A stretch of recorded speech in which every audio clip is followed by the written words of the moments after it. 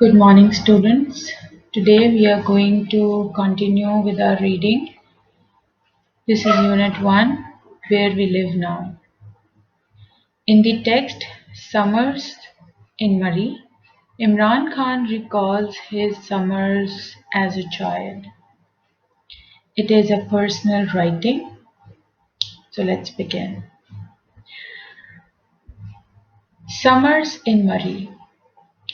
When I was a child, eager as we were to escape the heat of summer on the plains and in Lahore, we used to spend our summer holidays either in Goragali, which is about 25 miles from Islamabad, or in the hill resort Murree.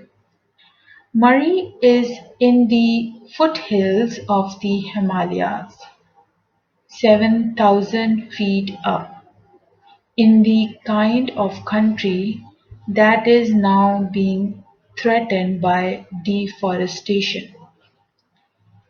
Quite apart from the cool mountain air, which grew cooler the higher we climbed up from the hot, dusty plains, and the bright, clear, crystal clear climate, what I remember best as we trekked and climbed in the hills was the wildlife: monkeys, jackals, foxes, and hundreds of exotic birds.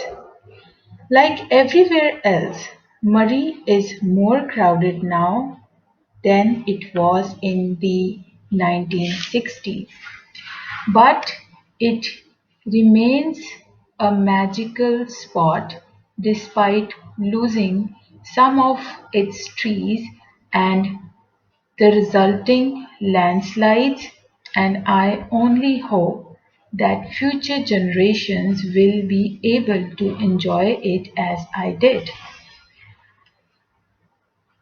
When I was about 7 years old, my parents took us to a rest house for our summer holidays, a few miles above Murree in a place called Donga Gully.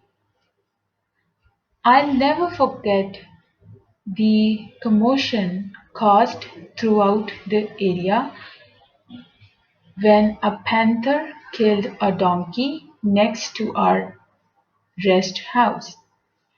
The excitement grew even greater when hunters came in from the surrounding countryside and built Macon camouflage platforms around the kill. Luckily, the crafty panther sensed trouble and failed to show up. Quite recently, a panther made its way into someone's garage in Islamabad, which is about 40 miles from Donga Gully. The police were called and some 40 bullets were pumped into the unfortunate animal.